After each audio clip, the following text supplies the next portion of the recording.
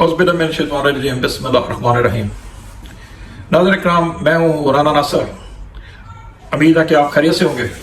तो आप लोग सबसे एज यूजुअल रिक्वेस्ट है कि जनाब जिसने भी ये चैनल अभी तक सब्सक्राइब नहीं किया तो मेहरबानी करके जनाब इस चैनल को अपना ट्रैवल को सब्सक्राइब कर लीजिए, आपकी बहुत मेहरबानी होगी।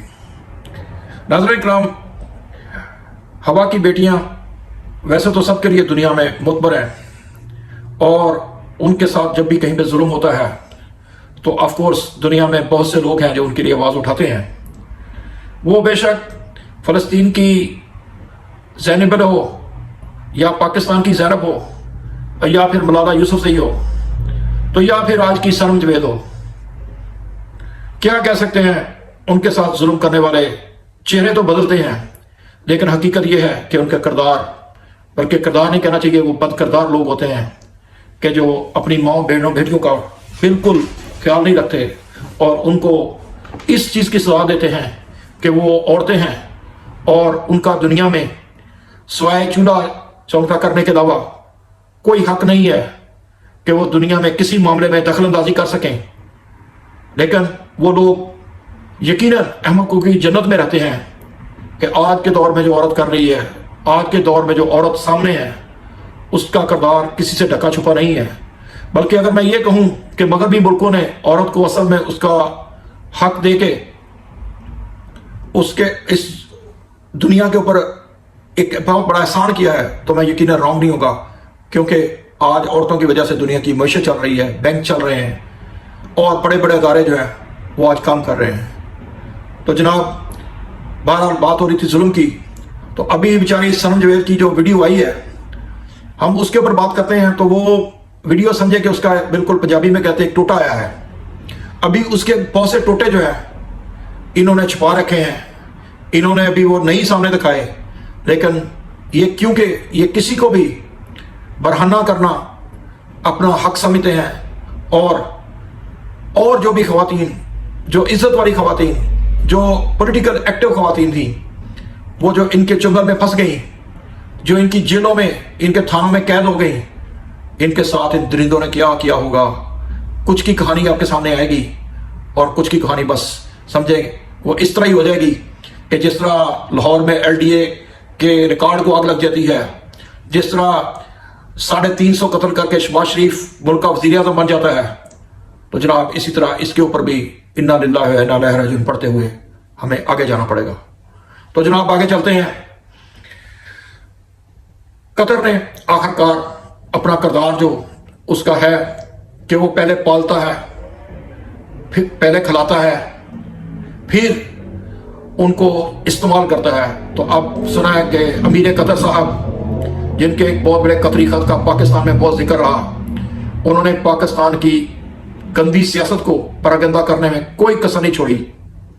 तो जनाब सुना है कि वो 6 मुल्कों के दौरे के ऊपर निकल चुके हैं। अब वो किसके लिए ये काम कर रहे हैं ये तो हम नहीं जानते, लेकिन क्योंकि अब ये इंटरनेशनल गेम है तो इंटरनेशनल गेम में अपने अपने पत्ते हर कोई अपने तरीके से खेल रहा है। उसमें पाकिस्तान की तो आवाज़ ऐसी ही है कि उसको बिल्कुल खामोश कर दिया गया है। पाकिस्तान की आवाज़ सुनने वाला अब कोई नहीं, क्योंकि पाकिस्तान को अपने मसाइल में अपने गमाश्तों के जरिए ऐसे उलझा दिया गया है कि जहां पे दुनिया में हम लीड कर रहे थे दुनिया को, और यूनाइटेड नेशन में जाके हम बता रहे थे कि हमारे नबी करीम सल्लल्लाहु अलैहि वसल्लम के मतलब अगर कोई गलत बात करता है तो उनकी तौहीन है और जिसको हम बर्दाश्त नहीं करते। लेकिन क्या करें, आमली साम्राज्य के गुंडों ने हमारा यह हशर कर दिया है कि जिसने ये बात की थी उसको उठा के उन्होंने जेल की सुराखों के पीछे बंद कर दिया है, बल्कि उसको पिंजरे में बंद किया गया है। और ताज़ा तरीन इत्तलात के मुताबिक यह है कि उनको प्रोपेगेंडा से जरा हट के बात करते हैं तो ये लगता है कि उनको स्लो पॉइजन भी दिया जा रहा है। अब इनको कौन चेक करेगा, इनके कौन से डॉक्टरों के ऊपर कोई बिलीव करेगा। तो आपके सामने है, एक दिन मुर्सी की तरह आपको शायद उनके ऊपर भी खुदा ना खास्ता आपको ये भी दिन देखना पड़े। लेकिन इस मुल्क में अगर अरशद शरीफ को कीनिया के जंगलों में मरवाया जा सकता है तो यकीन करें इस मुल्क में सब कुछ पॉसिबल है। خان صاحب کو ڈاکٹر چیک کرنے والے کون ہیں؟ کیا وہ واقعی ڈاکٹر ہوتے ہیں؟ نہیں. ابھی آپ کو پتا ہے کہ ان کو ہارٹ اٹیک کا ڈرامہ کیا گیا، لیکن ایک بندے نے اس راز کو تشتے مام کر کے دنیا کو بتا کے ان کا بانڈا پھوڑ دیا، ورنہ شاید یہ ہمیں بتاتے ہیں کہ خان صاحب کو تو ہارٹ اٹیک ہو گیا جی. بہرحال ان ظالموں کے دل بھی تھوڑے ہیں. ہم آگے چلتے ہیں. جناب پاکستان نے تازہ افغانستان کو امداد بھیجنے کی کوشش کی، اور آپ افغانیوں کا تمسخر دیکھیں کہ انہوں نے ہمارے اس عظیم سپہ سالار، ہمارے اس عظیم ملک کا انہوں نے کس طرح تمسخر اڑایا کہ انہوں نے بولا کہ لے جاؤ اپنی امداد، ہمیں آپ کی شکل بھی نہیں دیکھنی. اب کل کو یہ اونٹ کس کروٹ بیٹھتا ہے یہ ہم نہیں جانتے، لیکن آج کے دور میں انہوں نے یہ ثابت کر دیا کہ ہمارے پاس جو کچھ بھی ہے وہ ہم اسی کے اوپر گزارا کریں گے، اور آپ جیسے ملک کی امداد بالکل نہیں لینا چاہتے. تو اس سے ہمیں اندازہ ہو جانا چاہیے کہ اب کیا مغربی بارڈر اور کیا مشرقی بارڈر، اب ان کے اوپر کیا ہو رہا ہے اور کیا ہوگا، یہ اب ڈکی چھپی بات نہیں رہی. جناب علی اب آ رہے ہیں جی نواز شریف صاحب اس ملک میں. تو نواز شریف صاحب کو اب کون لا رہا ہے اس ملک میں کہ جب اس ملک کی عوام تو ان کو چاہتی نہیں ہے؟ اگر کوئی چاہتے بھی ہیں 10-15% لوگ ہیں، تو اس کا مطلب یہ تو نہیں ہے کہ آپ ان کو ہمارے سروں کے اوپر لا کے ایک دفعہ پھر بٹھا دیں، اور پھر وہ جب 3 دفعہ پہلے کچھ نہیں کر سکے تو چوتھی دفعہ کیا کریں گے؟ لیکن یہ جو لانے والے ہیں یہ اپنے پلاٹ بچا لیں گے، یہ ان سے اپنا سوئس بینکوں میں اپنے پیسے جمع کروا لیں گے، اور تو اور جس طرح 4 حصے ہوتے ہیں چیزوں کے، تو ایک حصہ یہ بھی بانٹ کھائیں گے. اور ویسے بھی اسمگلنگ کا آپ کو پتا ہے بہت بڑا نیٹ ورک ہے، اس کا جو نام ہے وہ یقیناً دنیا پوری میں مشہور ہو گیا ہے. آپ ان کو کرنے کچھ نہ کچھ تو کرنا ہے اپنے نام کو بچانے کے لیے. اوپر سے آپ دیکھیں کیا ہمارے کوتوال صاحب، کیا ہمارے منصف صاحب سب ملے ہوئے ہیں، اور دیکھیں انہوں نے پوری زور کوشش کی کہ کسی طرح اس کو ایک دفعہ بچا لیں. لیکن اللہ عنہ حق ہے، اللہ نے اسی جسٹس عائشہ سے ان کا نام اس طرح ڈروایا کہ آپ یاد رکھیں کہ اب ان کی نااہلی کو شاید اللہ ہی ختم کر سکتا ہے، ورنہ اس دنیا کے قانون تو ان کو معاف کرنے کے لیے تیار نہیں ہوں گے. ناظرین کرام، آپ لوگوں کو زیادہ دور جانے کی ضرورت نہیں ہے. آپ لوگوں کو یہ والیوم 10 تو یاد ہوگا کہ اس والیوم 10 کو یہی بدماشیاں کھولنے نہیں دیتی، کیونکہ اس میں وہی نواز شریف جس نے یہاں پہ 3 دفعہ گورنمنٹ کی ہے اور بہت سے حوالیوں سے مل کے کی ہے، ان سب کے نام ہیں. اس کے ان ملکوں کے ساتھ تعلقات تھے جن کو ہم لوگ پاکستانی نام سننا بھی پسند نہیں کرتے.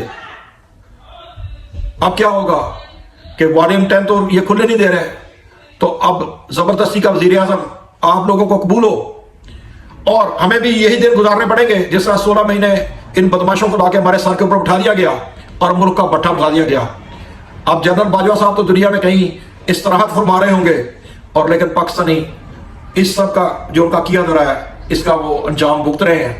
اور اگر ایک توانا آواز تھی اس کے اوپر جھوٹا الزام لگا کے کبھی اس کو 9 مئی کے واقعات میں انوالو کیا جاتا ہے، تو کبھی اس کو سائفر کے جھوٹ کے پرندے میں اس کو چھپا کے دکھا کے دنیا کو یہ بتایا جاتا ہے کہ سب سے بڑا مجرم یہی ہے کہ جس کو ہم نے پکڑ کے جیل کی کال کوٹری میں بند کر دیا ہے. یاد رکھیں کہ یہ تو اللہ پاک نے تو 313 کی بھی مدد کی تھی، اور آج ہم 25 کروڑ ہیں، اللہ پاک ہماری بھی یقیناً مدد کرے گا. لیکن یاد رکھیں اپنی مدد آپ نے خود کرنی ہے.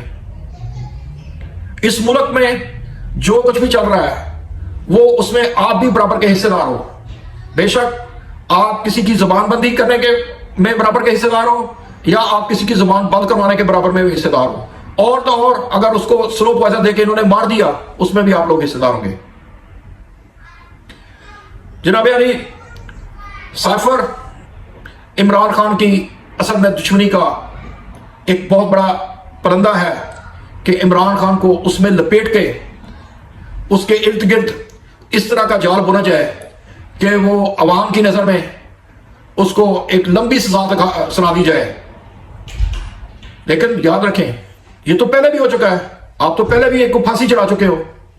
اگر آپ عمران کو مار دو گے، خان صاحب بھی اگر مر جائیں گے تو کیا ہو جائے گا. لیکن یہ پاکستان کی دھرتی یہاں کی مائیں باج نہیں ہے، وہ یقیناً اس ملک کے لیے اپنے بیٹے قربان کرنے کے لیے تیار بیٹھی ہیں. ایک دفعہ آپ وہ سورج جس کا ہمیں علامہ اقبال صاحب نے فرمایا وہ مشرق سے نکلنے دو، پھر آپ دیکھیں یہ ملک کہاں پہ جاتا ہے اور آپ لوگوں کو جناب اپنا نہیں ملنے والی۔ ناظرین کرام، میں جب یہ بات کرتا ہوں تو یقیناً مجھے بہت دکھ ہوتا ہے کہ پاکستان ایک صحیح سمت میں جانے والا ملک تھا، پاکستان ایک پازیٹیو ملک تھا، اور پاکستان آج بھی پازیٹیو ہو سکتا ہے، آج بھی صحیح سمت میں جا سکتا ہے، لیکن آپ اس کے جو صحیح لیڈر ہیں جن کو عوام چنتی ہے آپ ان کا حق دیں، آپ اپنا کام کریں۔ اگر آپ جج ہیں تو اپنے لوگوں کو انصاف دیں، اگر آپ سپہ سالار ہیں تو اپنی فوج کی تربیت کے لیے، ہماری حفاظت کے لیے کام کریں، نہ کہ لوگ ہمیں مسجدوں میں گھس کے، ہمیں سکولوں میں گھس کے نہ ماریں۔ آپ کا کام سیاست نہیں ہے، مہربانی فرمائیں اس ملک کے اوپر رحم کریں۔ امید ہے آپ کو ہماری کوئی بات یقیناً تکلیف نہیں پہنچائے گی، کیونکہ ہم نے بھی اللہ سے وعدہ کیا ہے کہ جب تک زندہ ہیں حق اور سچ کی آواز کو اٹھاتے رہیں گے۔ آپ اس آواز کو خاموش نہیں کریں گے، ہاں وہ رانا عظیم کی بات ہو، وہ ارشد شریف کی ہو، یا وہ جناب عمران ریاض کی ہو، لیکن یاد رکھیں جب تک لوگ زندہ ہیں ان کی زبان بندی تو آپ کر سکتے ہو، لیکن روح کو قبض کرنے کا اختیار آپ کے ہاتھ میں نہیں ہے۔ وما علم باللہ، نیکسٹ ٹائم رانا ناصر کو اجازت دیجیے۔